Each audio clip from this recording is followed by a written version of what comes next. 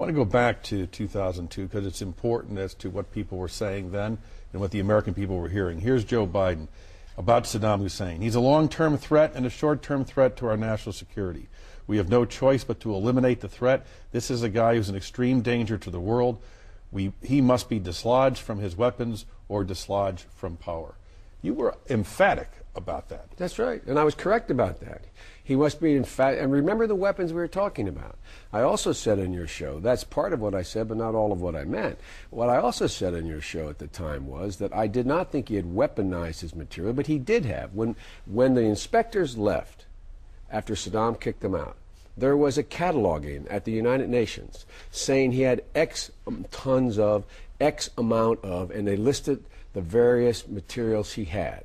The big issue, remember, on this show we talked about was whether or not he had weaponized them. Remember you asked me about those flights that were taking place in southern Iraq where they spraying anthrax and, you know, what would happen and, you know, and so on and so forth. And I pointed out to you that they had not developed that capacity at all. But he did have these stockpiles. Where are everyone. Well, the point is, it turned out they didn't, but everyone in the world thought he had them. The weapons inspectors said he had them. He cataloged them. They cataloged them. This was not some Cheney, pipe dream. This was, in fact, cataloged. They looked at him and cataloged. What he did with them, who knows? The real mystery is, if he didn't have any of them left, why didn't he say so? Well, a lot of people say if he had said that, he would have, emboldened Iran and so on and so forth. But the point was, we were talking then about whether or not we could keep the pressure of the international community on Iraq to stay in the box we had them in. And remember, you had the French and others saying the reason all those children were dying in Iraq, the reason why hospitals didn't have equipment is because of what we, the United States, were doing, imposing on Iraq these sanctions. And that was the battle. The battle was, do we lift these sanctions or do we, in fact, increase the sanctions? And everyone at the time was talking about, from the Secretary of State to even the President, that this was to demonstrate to the world the President of the United States had the full faith and credit of the United States Congress behind him to put pressure on the rest of the world to say, hey, look, you lift the sanctions, we're going to be on our own here.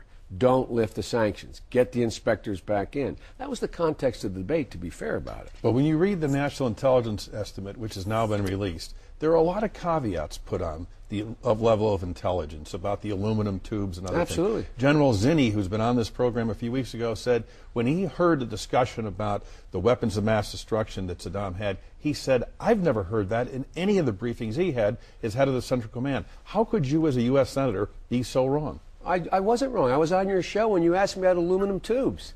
And I said they're for artillery. I don't believe they're for cascading. But you said Saddam was a threat. He was a threat. In what way? The threat he presented was that if Saddam was left unfettered, which I said during that period, for the next 5 years, with sanctions lifted and billions of dollars into his coffers, that I believed he had the ability to acquire a tactical nuclear weapon, not by building it, but by purchasing it.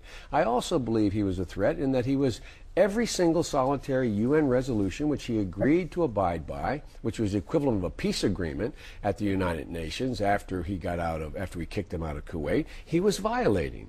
Now, the rules of the road either mean something or they don't. The international community says we're going to enforce the sanctions we placed or not. And what was the international community doing? The international community was weakening. They were pulling away. They were saying, whoa, wait a minute, maybe he's not so bad. Maybe we should lift the no-fly zone. Maybe we should lift the sanctions. That was the context. And on your show, you had that one Sunday, the Vice President of the United States saying he's reconstituted his nuclear weapons. I was on a simultaneous program. They asked me the question. I said either the Vice President is not telling the truth, or he did not get the same briefing I have, or he fully misunderstands what he was told.